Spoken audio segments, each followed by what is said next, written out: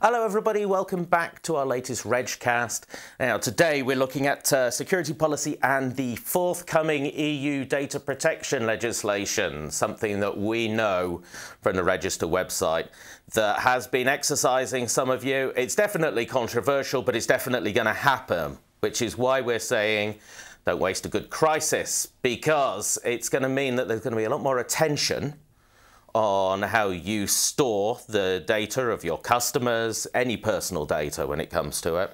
And as we also know from the news, you've been reading the Register, that data turns out not to be particularly secure at the moment for a lot of people. So what are we going to do about it? Well, the first thing that we can do about it, say our panel today, is that means you can get it on the agenda of the people that can do something about it and can give budget to it. So we're saying it's time for the board to wake up. And who's going to tell you about what you should tell them when they do wake up? Well, we welcome for the first time in the studio Websense. Carl, welcome to our studio. Good morning, Tim. Now, what do you do at Websense? I'm a security analyst within the Websense Security Labs. We run a team there to protect our customers from advanced threats across web data leakage. And we can certainly see every day the threats that are existing on the landscape. And it's always about the data. Malware authors are going after the data, and we've seen plenty of breaches this year. Now, we've got a question that's come in, actually, already. Now, I do have to, I normally leave this until later. Send your questions in. Thank you for already sending some questions in, those of you who have done, because what I'll do is I'll ask them and you'll get a decent answer for them. So do make sure, if something's on your mind about this, ask a question about it. But one of the questions that's already come in is, and we seem to have been reporting about this coming along for ages and ages and ages, and something's changed, things get dropped. Why is it taking so long to get this data protection legislation sorted out? Because it is important as an influence on how people are going to plan their security policy.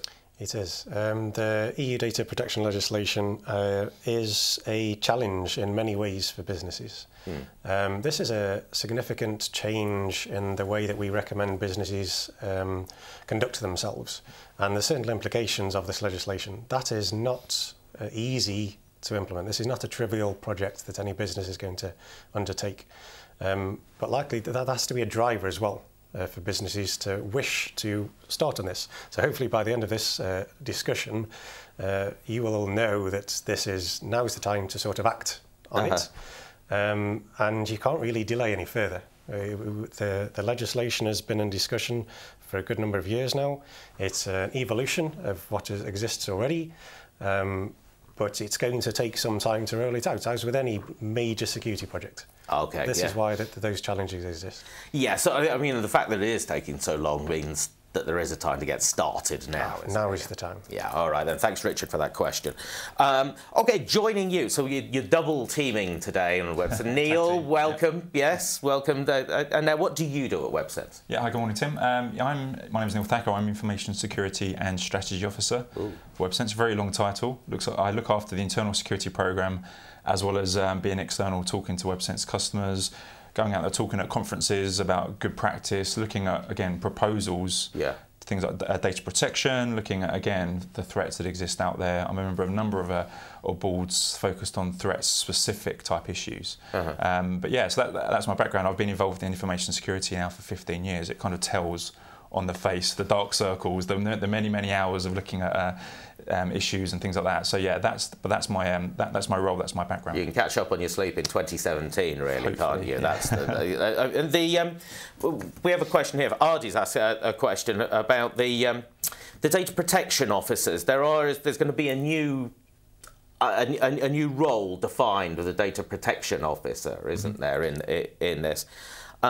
Is that going to be very different to the sort of roles, data protection roles that we've had before? It will be across the EU. So currently, I mean, it depends on the law, because obviously a lot of this is taken from the 1995 directive. With the UK Data Protection Act, there's a requirement to have data protection officers based on the data you're processing. But with the changes to EU, there will be a requirement to have a data protection officer. Their role, will it change? They'll not really, but they'll have to really be focused on reporting directly into the CEO. There's no specific course or type of education you go out and be a qualified DPO. you need to understand the law. So typically it's somebody within the legal team that takes on that responsibility. But yeah, it will be across the EU rather than just focused on individual locations. Okie doke. Good. And you're a bit of an expert on this whole data protection thing. I've just had to read lots of it because of my role and yeah, my responsibilities. And I get asked again even the last 2 years of when this has been discussed, it's something that comes up and it's getting more traction every year that goes by. Yeah. There's more people wanting to understand what it means for their business. So that's why they pay you the big money. Well, I wish. I wish. Absolutely. And from our old mates, Freeform Dynamics, welcome back to the studio, Dale. Now, Dale, again, Dale, you've also been studying this in the last few weeks, haven't you? Yeah, it's an interesting area because you know it is hard to escape this one. Yeah. I mean, we've been able to sort of dodge a few of the things that have come down the line in the past, but this one's going to be a difficult one. Yeah, Ryan's asking, there's one for you, we'll give you this one. Ryan's asking about the cookie directive. You know, now everyone has to have those little boxes to say, you know, we give cookies to you. He said, is it going to affect that? Is it going to go away? Is the cookie directive a fundamental part of the new legislation? Cookie directive is an interesting one. If you think that a lot of the regulation that's in place at the moment was put came into existence before we really had things like broadband, always on the internet, the web, e-commerce, and so on. The cookie directive was kind of a little tactical attempt to at least bring some of that into the 21st century and acknowledge that actually a glimpse into how legislation is going to change. What we're looking at now is really the next stage of that, and actually broadening the scope and really acknowledging that we're in a digital world. And imagine thousands of cookie directives all put end to end. This is basically not quite, but that could be a nightmare to instill in your board. Maybe. But a serious thing is, when the cookie directive came along, a lot of businesses dragged their feet about it, didn't it? It's like, do we really have to do this? I remember a lot of them talking about, asking about it. Do we really have to make this change? And the fact is, yes, you do.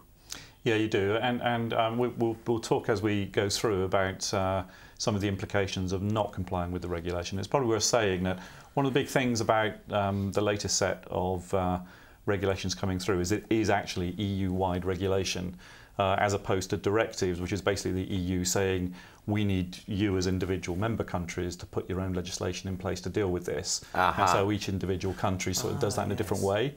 So there's a good reason for going down this route, because it can be quite hard. I mean, if you have had to grapple with a lot of this regulation and you're a multinational organisation, and even a lot of small businesses are trading internationally now and gathering information from across borders, you've had to sort of bear in mind the way in which the directive was implemented and interpreted across lots of different countries.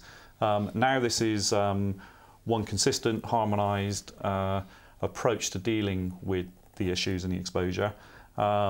And it's being backed up with teeth in terms of fines and other scary consequences. Things. Yes, scary consequences that we're going to get into. So what we're going to do today, the plan today, is we're going to set out a little bit about the impact of the forthcoming legislation. But really to look at that to see how you can use that to focus the minds in your organisation on what you're doing about security and really protecting the data that is your responsibility. So let's get into that, and let's have a look now. This is the thing. Name the year. This is your challenge.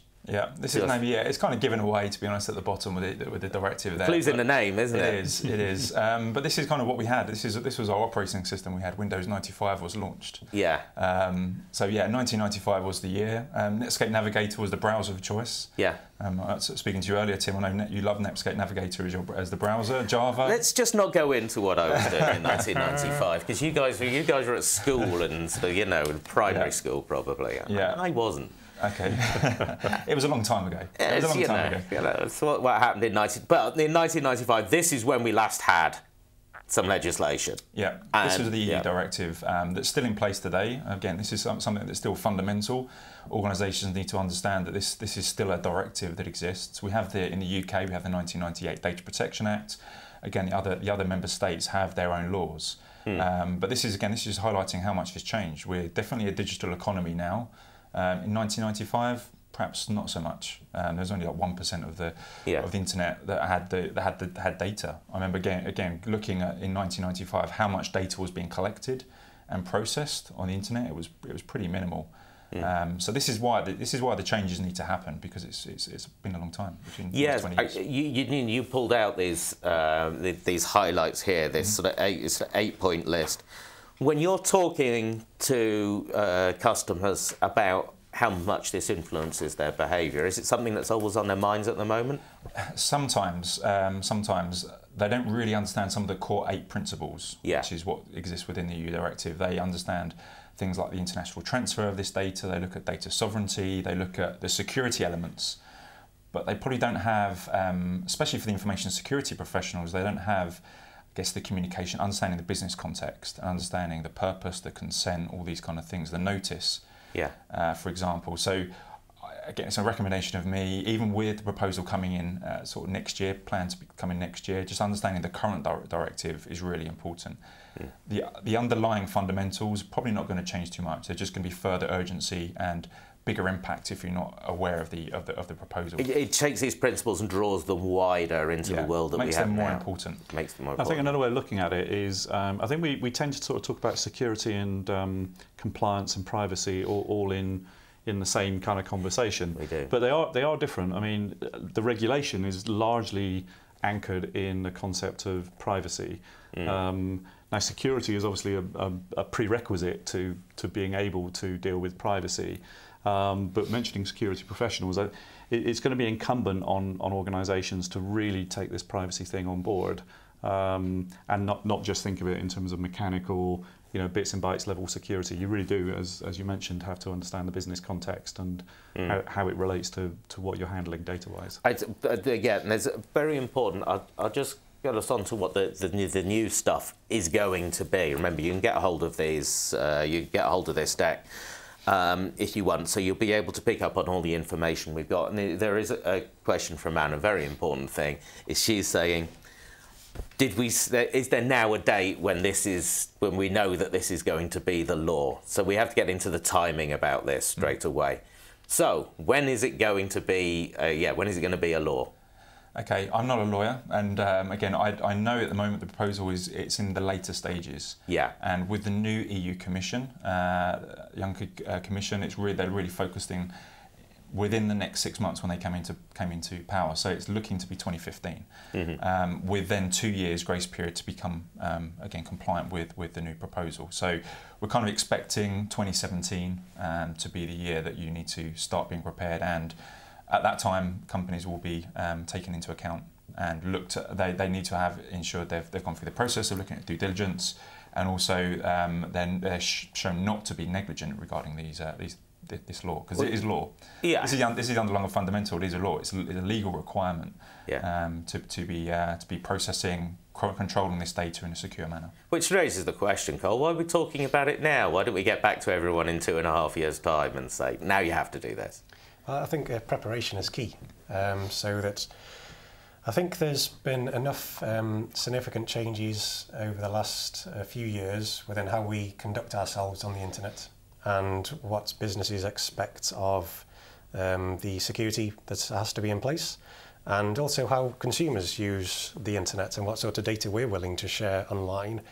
And I think that now is the time to have those conversations if you haven't done already. Many businesses have already discussed this with their board, and they're on the ball. But likely that there's opportunities that are going to arise that can encourage you to have the right conversations with the board. I think that there's another point which I think is really important, and it's that a lot of let's call them digital initiatives within large organisations have taken place almost as kind of satellite projects. And quite often, with a lot of outsourcing to agencies and others who are collecting and manipulating customer data outside of the sort of core data management infrastructure. So actually, there's a lot of organisations who actually don't have a good knowledge of the kind of data that they're processing at the moment. And as more digital initiatives start to come into play, that's only going to get worse unless you get your arms around it sooner rather than later. Because you can only secure stuff that you know that you have. And so there's a big sort of data management element to this as well. Well, that's one of the things that comes in it. So things like mandatory disclosure means you have to be in shape to be able to do that. You have to know what's going on. And time and again, Dale, in our Webcast, this comes up that people don't know what they've got. They don't know what's going wrong at the time that it's going wrong until later. They do, and one of the big problems always with anything to do with data is one of ownership. I mean, ownership of information tends to be scattered around the organisation, which is why, and one of the things we're going to come on to talk about in a minute, which is why you need to have senior level buy-in to a lot of this stuff. And but that's easier said than done, which takes time. That's one of the issues, is that takes time. That's 2 years sounds a long time, but to look at your corporate strategy, to look at your security strategy, to move to more risk-based data-centric, 2 years isn't a long time at all. And there's a lot of people, politics and process kind of things to be done. It's not just about technology and putting those kind of measures in place. Other question that's come in on this one, I don't know who wants to take this one, does basically putting the stuff up in the cloud now get you off the hook in this new environment? You know, if you send it to an external cloud and they're observant of EU policy, does that mean you don't have to do anything? You have to be aware of being a controller and a processor, so that again you will be definitions of these, please. Yeah. Well, it's one of those things. If you are a controller of the data, then again you are typically the custodian of that data. But you can work with a third party, have a third party contract for somebody to then process that data on your behalf. But again, you are still going to be held accountable. The processors are going to be held accountable in addition. So being aware of both of those kind of requirements, again, is something that needs to be discussed internally. What third parties do you have? Who is processing this data on your behalf? So understanding those things are pretty important. So it's definitely not going to get you off the hook. You need to be aware of that. You need to look at where your data's moving around, data in motion, etc. All those things you need to be aware of. So some of the great things are that businesses are already moving to the cloud, for example. So they've already probably had some of these discussions around who has responsibility to secure the data, where does my data reside, what sort of data am I willing to move to the cloud. So I'd suggest that businesses look back on projects that they've done already, use some of those lessons, use some of that process. They've already done some due diligence and gradually apply it to this project as well. And you have to, if you do have a cloud project coming up, you have to do it within the context of the thing, so you have to get satisfactory answers. Because we have one more question about how people would know that their data is actually in the EU, and some cloud providers have been a little bit slippery about that. Can I just come in on that last point now, because I think it's important to separate a couple of things. I mean, day-to-day responsibility for implementing what needs to be done can be delegated, but ultimate accountability for whether that actually does what it's supposed to do still comes back to you. So to answer the question directly, it doesn't let you off the hook, but what it can do is it can really ease the pain if you actually work with an outsourcer, whether it's a cloud provider or managed services or whatever, who has already been through the process of making sure they've got all the mechanics in place. So it's no guarantee. You still need to do your due diligence, but that is an option of potential. But you still have some sort of management responsibility. Yeah, you're ultimately accountable still. Yes. But then it comes into data sovereignty, again, location of data.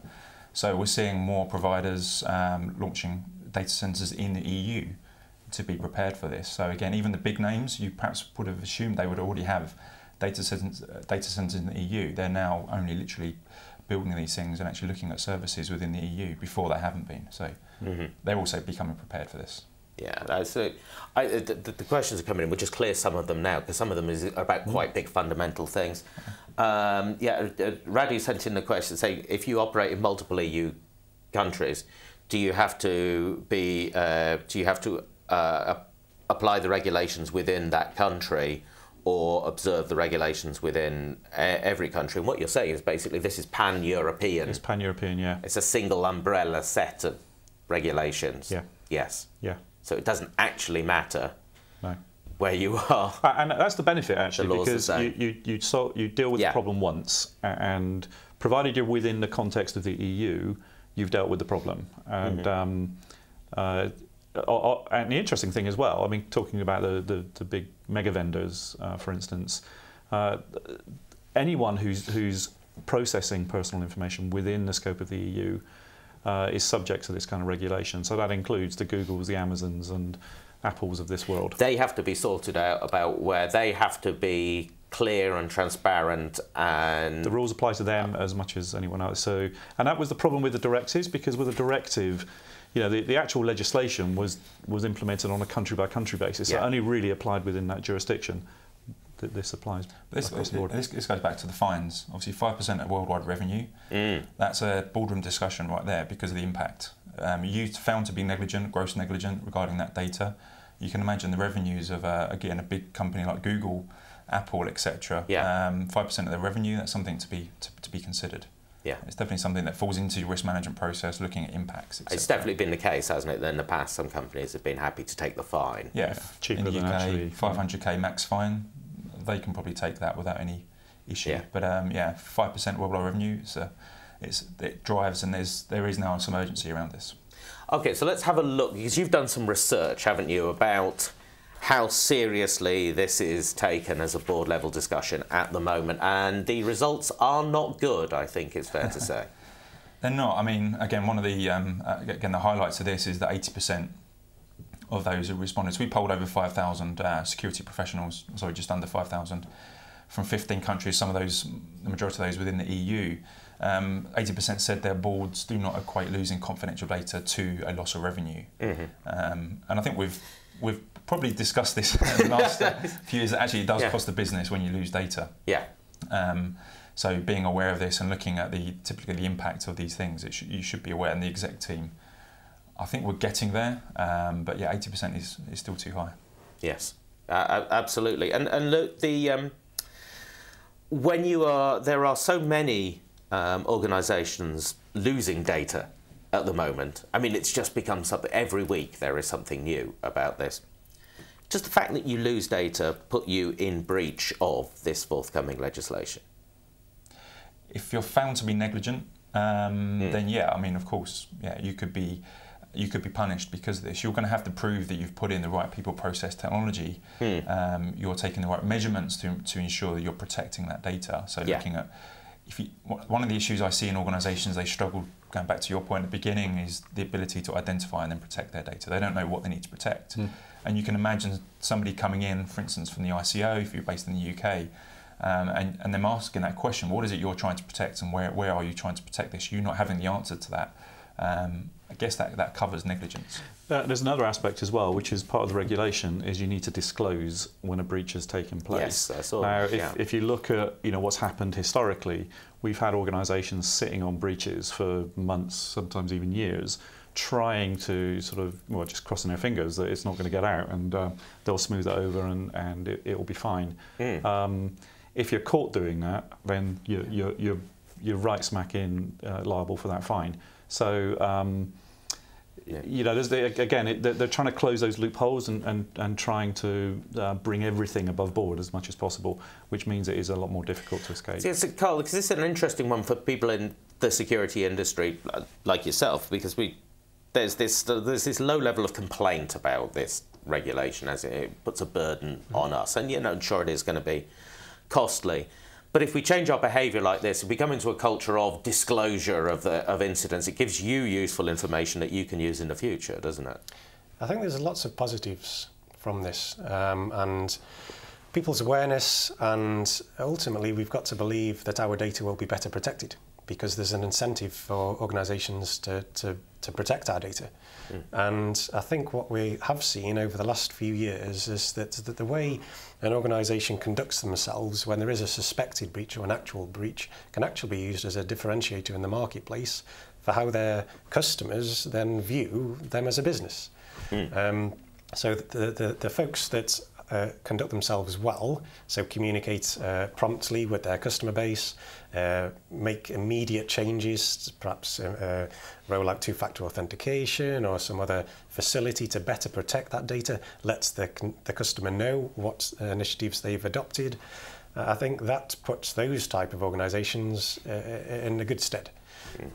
So yeah, this is a great prompt and a positive thing for all of us as individuals and businesses to really drive towards good security.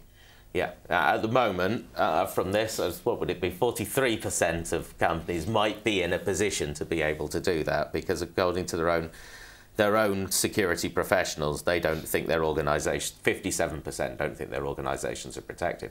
And I assume these is organisations that actually do have security professionals employed within them. Yes. So then there are the others who are maybe smaller companies, but who for good reason don't have someone who directly has responsibility for this, where you would consider that possibilities, the risk is even greater. We could view this as the best case scenario, that these are the folks who sort of understand the landscape and understand the risk. That there could be some businesses that are not even at this stage yet. So this awareness is surely going to help. Yes, yes. Okay, so let's have a look. The other side of this is the disconnect between the people who do security and the people who do the management of the business. Again, this is something that's quite... Well, I mean, people who do this every day might say, yeah, we know that already, but I mean, imagine some people might be a little bit surprised at this. Yeah. Yeah, so 40% security teams don't have a place on the board or don't speak to their board. And I always consider information security as being, again, a critical role in organisations, especially if those organisations that process and handle data. Kind of says what it says on the tin. Information security is about protecting information, and we know even in the last few years that digital assets are critical assets in organisations. We have to protect them. Things like intellectual property, again, customer records, card data, all those things you have to protect. So from the boardroom perspective, you always kind of consider they should always be aware of these things as well. But not having that place, not having that communication is one of the first issues. So typically when you look at a strategy, you set the urgency to begin with. So this is a great place to start setting the urgency. Second step is you build a coalition, and that should include your boardroom. So I'm hoping in the next few years we won't see this much disconnect going forward, because the coalition should be built and we should be moving forward with a better vision and strategy.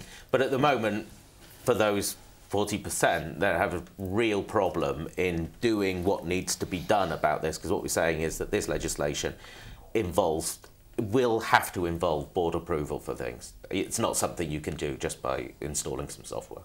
Yeah, it needs to be. You need to align it with, again, the business objective, the corporate strategy. You need to you need to understand where this, again, even with the third-party processors, where that data is being handed off, and do they meet your requirements regarding due diligence, etc. So. Dale, James has sent in a question. So if you're a small business, you can afford to wing it, can you?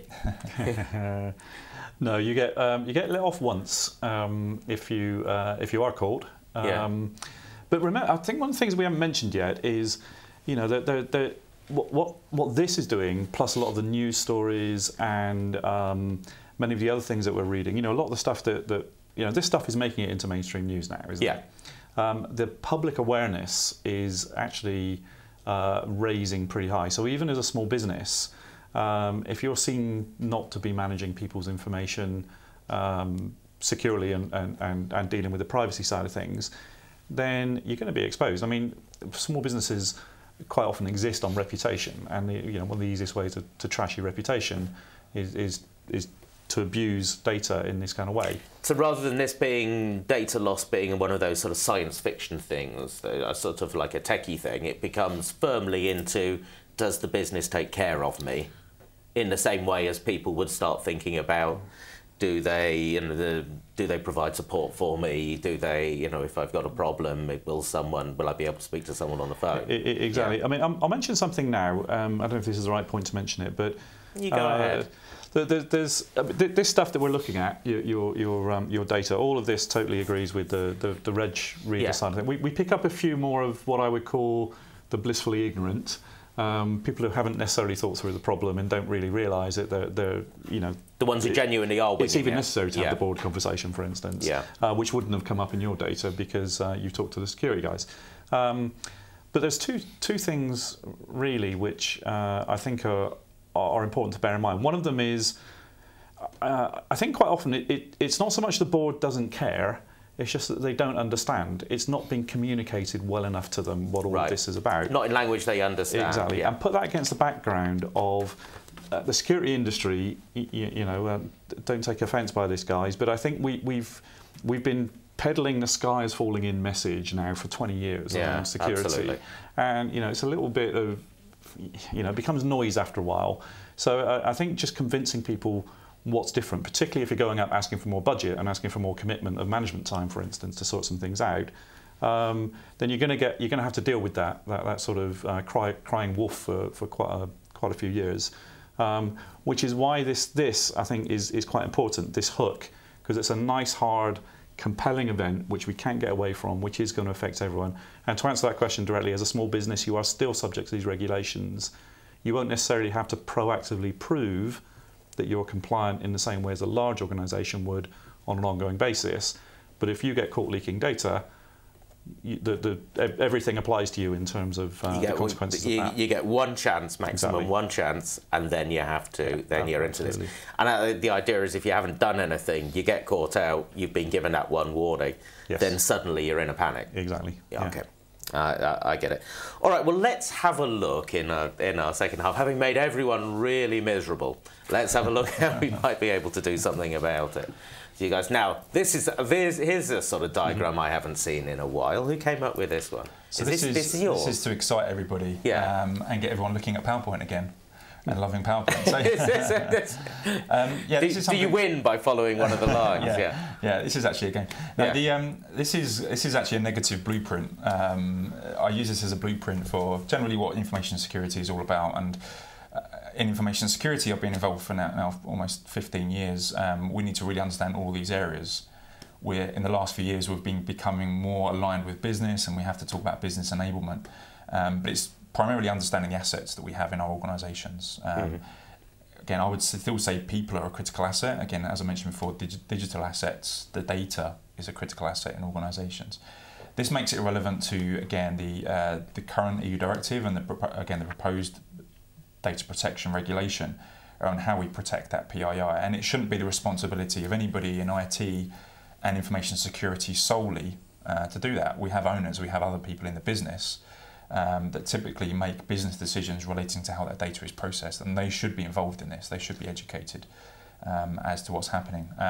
Again, I've mentioned here data protection officers. That would be the ultimate owner, but again, you may have multiple business units that process data or handle data, collect data, that should also be aware of these things. And within information security, we have to understand the vulnerabilities, we have to understand threats and threat agents, we have to put in the right countermeasure to ensure we protect that data, and then we communicate that back through risk back into the owner. That's typically how it works. Now so here's the thing that we come out of it. You've got two different boxes, the vulnerabilities and the risks.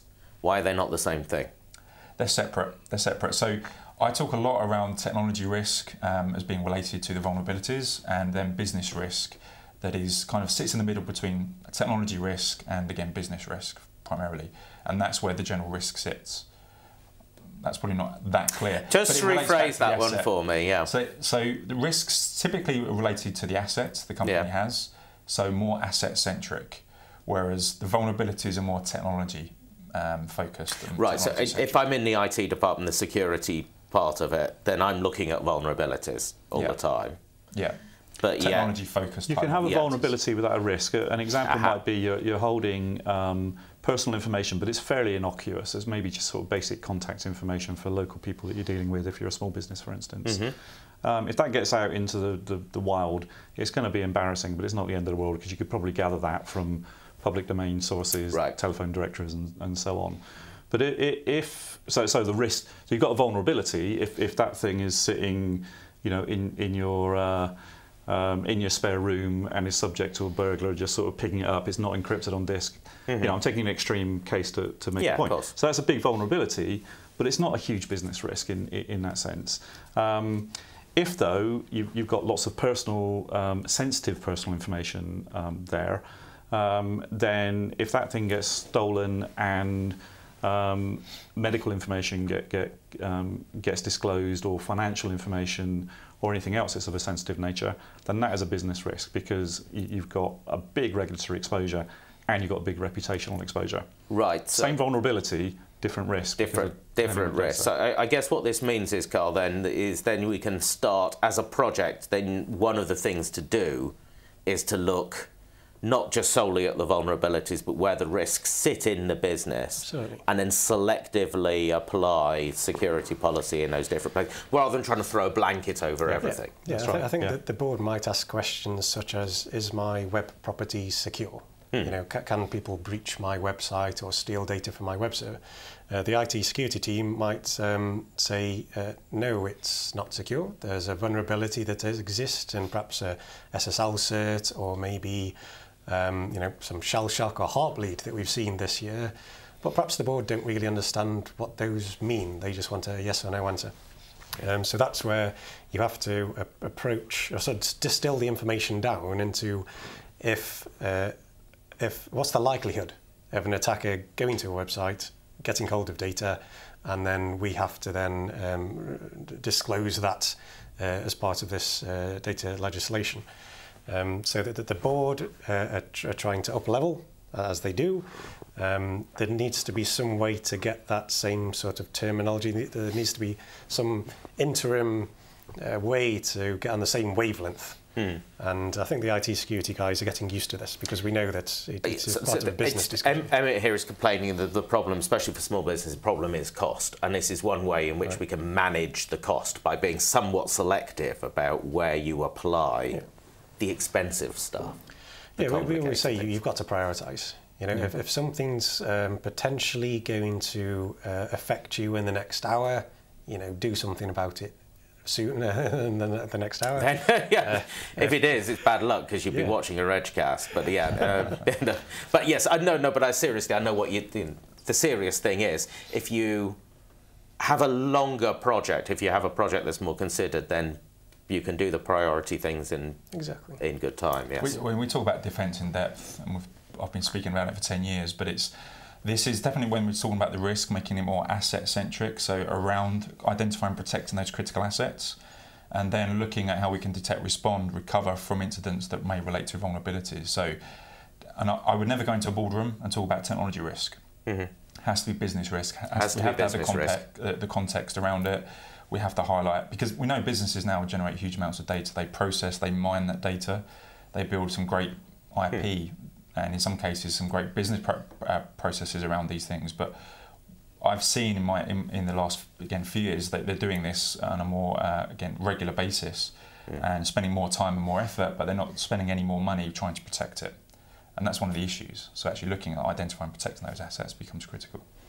So I don't know about you guys, but I mean, the other thing on this chart, which I think is really interesting, is the threat agents, which is, you know, if you were to mention that term to, you know, the average financial director or board member, they probably wouldn't have a clue what the hell you're talking about. And what we find is that there's a general sort of misunderstanding of the threat, and you know, we think about bad guys, but they don't really have a crystal view of the fact that, for instance, there's a whole marketplace out there for not just credit card information, but personal information. In fact, the market's shifting. As you know, credit card information, there's a glut of that kind of stuff out there at the moment.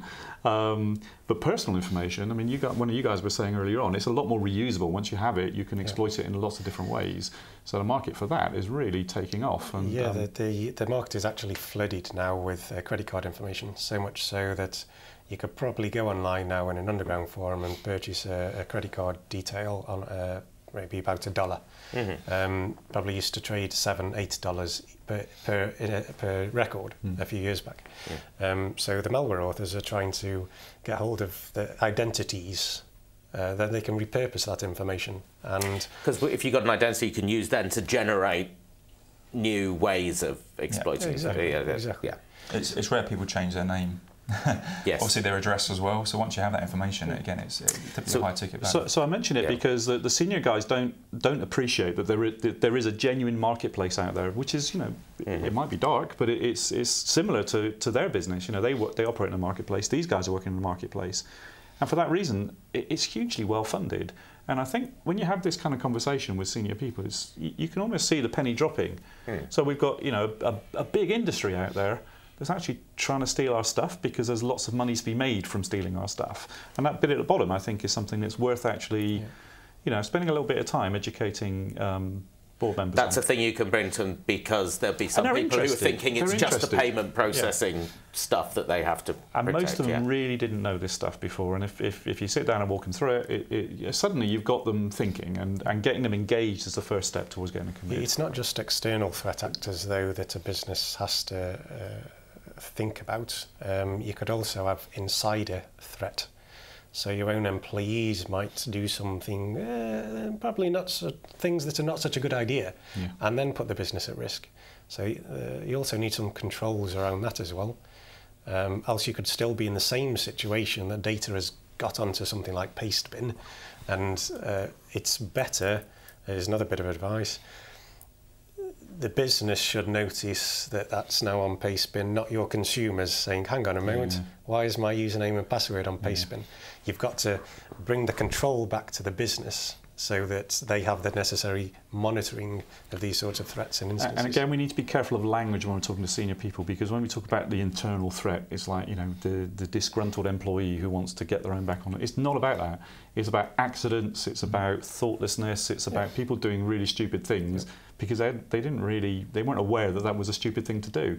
So, you know, things like training and very, very clear, not overbearing, but, you know, adequate policies to instill the right kind of behaviour in the workforce is... Just a very quick one. Roman's in that. Roman's saying, well, what he's asking really is basically who personally is accountable within the business, because he's saying, you know, maybe the employers who get framed by their management for saying, well, this was your fault then if something bad happens. I think what he's saying is, am I okay? So yeah, is there a personal accountability on this sort of thing if something goes wrong at the board level? It will go up to board level, and it could be CEO. Again, the DPO, that's what the DPO has to report into the CEO. The CEO will be overall accountable for the posture of the company. So, again, they can always delegate down, but ultimately it's their responsibility. They can try, I think it's something that, again, this is why it should be a boardroom discussion, because it should be from top down. They should understand the impact potentially to them. Even with, 5 years ago, I remember going through this whole process and somebody coming in and pointing the finger at my CEO at the time and saying, you will get put in jail if you're found to be negligent around processing data and losing data. That never is really going to happen in the current directive and the current UK Data Protection Act, but there's already rumblings of these things happening in future, being more accountable and, again, more severe fines and consequences because of this. But it's, again, going back to the last point, being very aware that, again, the threat agent here is a very generic image, because, again, it can be somebody that looks like this, not literally, but somebody that doesn't sit behind a computer wearing a balaclava with red eyes. What we've always labelled in the last few years as the threat actor, the threat agent. It can be anybody, again, making mistakes.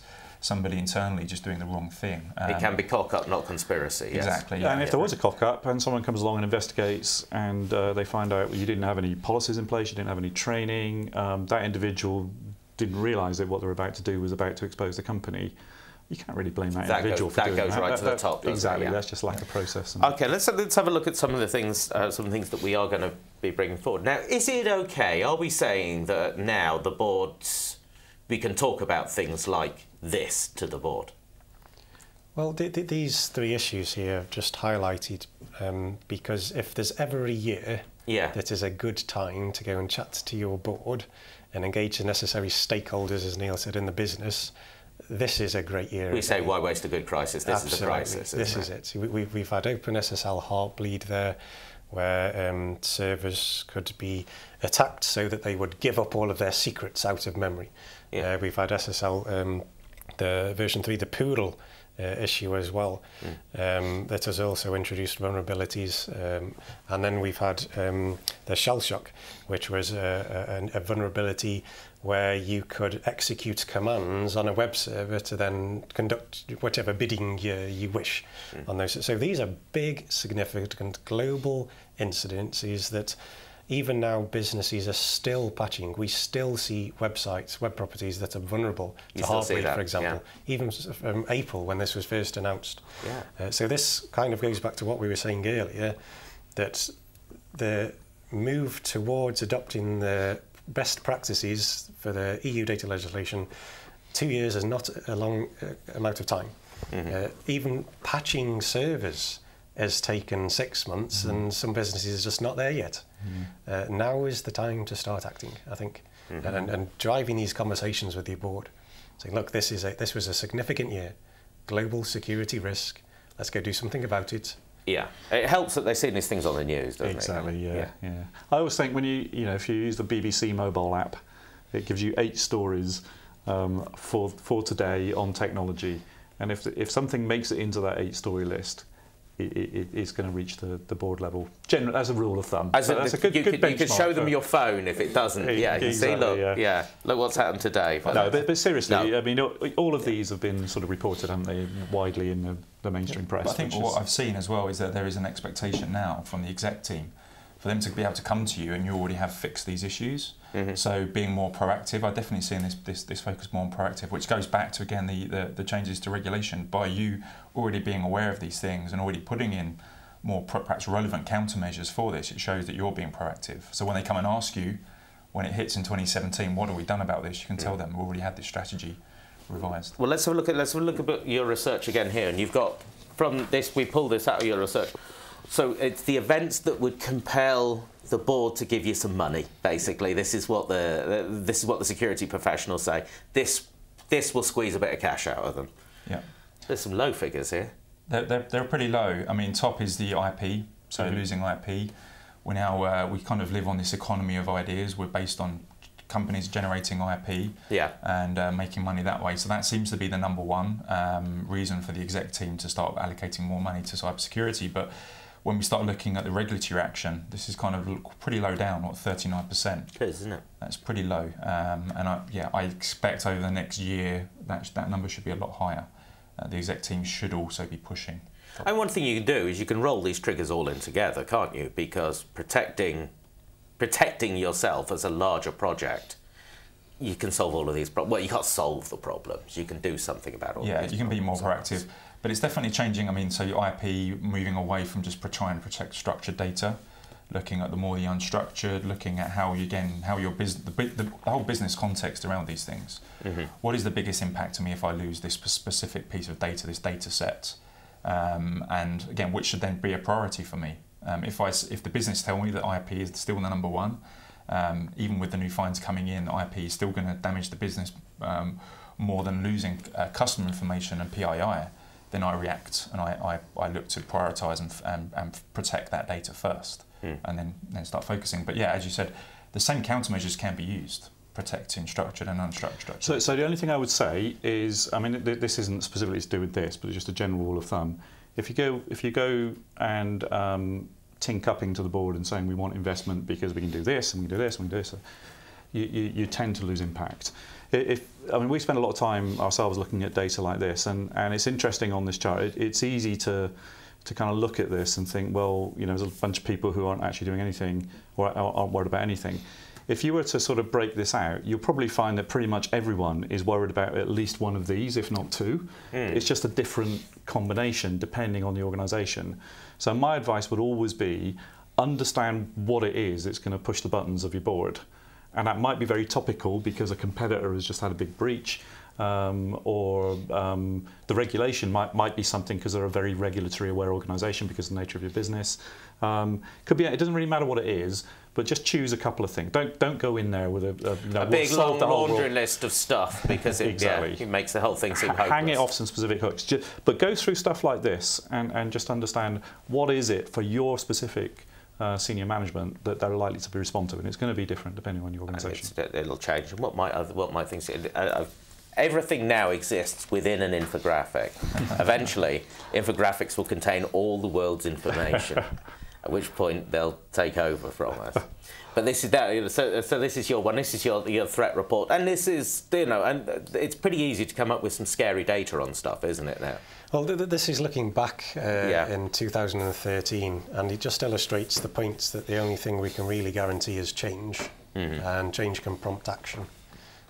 So as you're reviewing new legislation that's being proposed, as you're looking at how the threat landscape has evolved, use those to trigger action within your own business.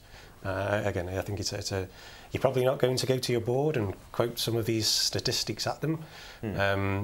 They may not see the context of all of that, but you can say, and this is how that's going to impact the business. Yeah. So yeah, you use change to drive change. Yes. I've got a question here from Stuart. Actually, there's one thing that we should have really covered. That he said, does insurance, like cyber insurance, a risk transfer, is this a way of getting past this whole problem? I used to work for an insurance company, and at the time it was a reinsurer. At the time it was, most companies didn't really have cyber insurance, and in the last few years they now probably do. But they're becoming more wise to this as well, because you still need to have the controls, you still need to have the basic countermeasures. Yeah. So cyber insurance and insurance in general isn't a fix for this if you're found to be negligent. I would imagine insurance that would cover you for 5% of your turnover is going to be quite expensive as well, especially. If your CEO is on record as saying it wouldn't be a big deal if we got hacked, where do you start? Who's this from? This is from Anon. Thank you very much for that one. That's going to be a more difficult sell, isn't it? Yeah. I'd say get a new CEO, get a new job. Yeah. Get your CV out, Anon. Yes, it's tricky, but there will be someone on every board that will be thinking that deep down inside, won't there? And it will be, some of this is a way to get past that. But a lot of it is education. They just don't understand cause and effects. And the one thing, I mean, you wouldn't be running a multi-million organisation with that kind of attitude, I don't think. So that's probably a smaller organisation, I would imagine. And there, things like reputation are just so important. So all you need to do is just sort of educate that, you push down here, it comes up here, as a huge reputational damage. Don't talk about hacking, talk about it as some of the things that might be their triggers. That's what we're saying here. In our last sort of 10 minutes or so, let's have a look at the some of what we can do, some of how security protection itself is evolving, isn't it? This is really what you're talking about here. With ML plus TI, your equation equals PA. Come on, explain this to me. Whose job is it to explain this? You have to have an equation in a PowerPoint presentation. So this is something that I've looked at over the last, even the last year, or looking at how we can use some of the cool things that we've got available now. So going into your exec team and talking about how they're using predictive analytics in business, and then you can say, well, this is how we're using it within our own team, in the information security team. Really understanding the assets. I mentioned this before, asset-centric. This is basic threat modelling, if anybody's familiar with how to perform a threat model assessment in your organisation. The only way to do this is to understand what you're trying to protect and then how you're trying to protect that. And again, going back to the blueprint, who's after that type of that asset. So looking at the assets, making sure you have ownership defined, looking at the business context. And there's some really good, cool things you can do with machine learning. Anybody familiar with data science and data analysis, we use machine learning to do that. And within technologies now, such as DLP, we have the ability to apply machine learning to help us with that. DLP 5 years ago, everybody said it was too difficult to do, DLP? It was too complex, data leakage prevention. It was too complex to do, we could only apply it for structured data. Things have moved on in the last 5 years, and we can apply things like machine learning to help us with that. Tune out false positives, help us with that. And then when we make it more attacker-centric, we can look at the likelihood here, understanding the threats, the vectors, looking at patterns, typically how these things work, using threat intelligence. That's a big buzzword in the last few years, but actually looking at threat intelligence and how you mine and use that intelligence in your own program becomes critical. You combine the two, you can move to that predictive analytics stage, where you've actually, again, your exec team, if they do come and speak to you, you can say, well, this is what we've done to be proactive. This is how we're looking to stop events before they occur. A pet hate of mine is the statement, it's when, not if. Sounds very defeatist. It's like, what? Why do anything? Yeah. Yeah, it's a get out of jail free card, I guess. But with prediction, you can try and stop attacks before they actually happen. The action that's taken as part of an attack. There's usually indicators before that. This is what threat intelligence covers. But just looking at threat intelligence on its own is not really good enough. You need to keep it. Now, that's the interesting thing that I find about today is we spent a great deal of time talking about the data loss prevention as in a bigger way than just saying there's malware and you have to protect yourself and you have to get a better firewall or anything like that. That's not really what we're talking about if you want to make a project that's going to answer the problem that we've got here, the regulatory problem that we've got here, isn't it? Yeah. So what this comes up with, actually, is when you're here, it's on the table at the bottom. We look at data security. You're saying that the spending on data security is going up. Yep. And data loss prevention, again, that's the big winner in all of this, is it? It's the hot technology at the moment. It's something that we offer as a technology, and we've been asked about all the time around, again, how can we apply a data leakage prevention technology into our organisation. So this is, I mean, these are just some stats from, again, the top 2 big analyst companies out there, also highlighting they're seeing this prediction that data security spend may even overtake network security spend going forward, as network perimeters dissolve and become more dotted lines rather than a single line. Data security and the adoption of things like, again, hybrid clouds and all these kind of things. This is what they're focusing on. Again, we're seeing the same thing. So it sounds like even before before the legislation actually comes into force, organisations are already changing to more data-centric processes and practices. So yeah, this is further evidence that this is happening. So I mean, just to put that in the context of the Reg readers, I mean, we've researched this quite a bit with them over the last few years, and what's interesting is we have seen a big mindset shift away from perimeter kind of protection to more asset-based protection and maybe application-based protection as well. But still, a lot of people are struggling to implement that and actually turn it into reality. So they know that they need to make that kind of transition, but they're not necessarily able to do it easily. So do you see things like managed services and you know, maybe outsourcing some of the mechanics of the problem for at least some of your core crown jewels is a way of maybe accelerating that process? Yeah, that can certainly bring in expertise. You can imagine how a business that's been built just to achieve security for their clients probably has a greater set of resources than an SME might have.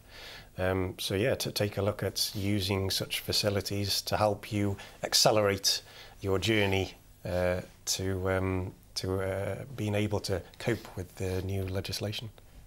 It sounds easy to put in things like DLP, and again, I've been speaking to security operations teams, and they have an abundance of time. They're literally sitting down. Absolutely. They don't know what to do next. They are so overworked. This is one of the biggest issues. So bringing another technology, they may only deploy 20% of it. They're not maximising the value. So in those cases, yeah, I mean, you need to take a step back. Again, going back to the point we raised before about prioritising what you need to protect.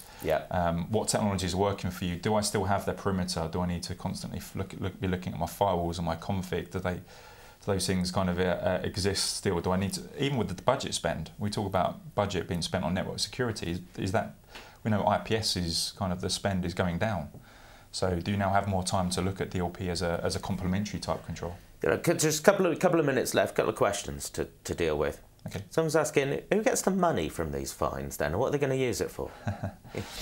So at the moment, I mean, the ICO, it's quite timely. The ICO are That's looking the Information Commissioner's Office, That's correct, yeah. They're looking to become self-funded. So you can imagine... They've got an incentive to raise some pretty... now. It means they can have bigger offices. And they can potentially go after the bigger players in the market, because they've had their budget cut year on year. And a funny story this year was that the MOJ fund the ICO. Ministry of Justice funds, fund the ICO. So what happened this year is actually the ICO fined the MOJ because of a basic fundamental It's a way to get your funding, isn't it? So yeah, cut short the negotiation. Yeah. So this is specifically obviously for the UK.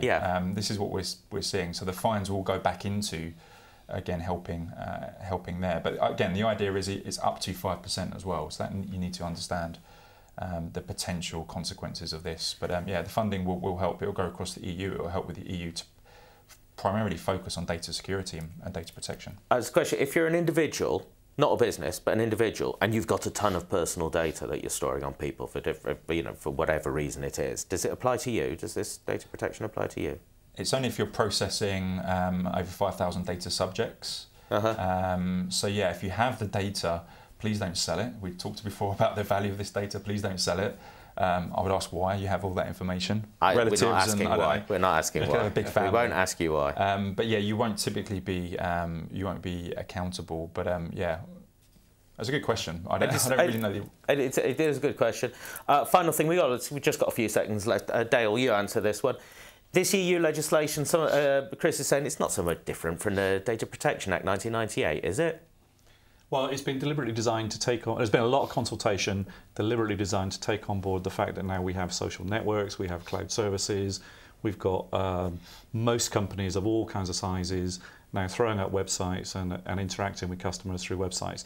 So it brings everything into the 21st underneath century. this exactly. So think of it as a huge modernisation of the regulations. Great. And it's one single law across the 28 states, which is, again, one of the critical with teeth, self-funded. Great. Thanks, guys. We're out of time. Thank you very much for that. Thanks for all those questions. We hope we did them just. I think you did, actually. You did a great job on the questions today. So thank you for asking all of those. It makes it better for us. Get hold of your slides. Get hold of the links that you can see here. And we'll be back soon with another Regcast. But from the studio today, from Carl, Neil, Dale, thank you very much. I've been Tim Phillips, and Register. Goodbye.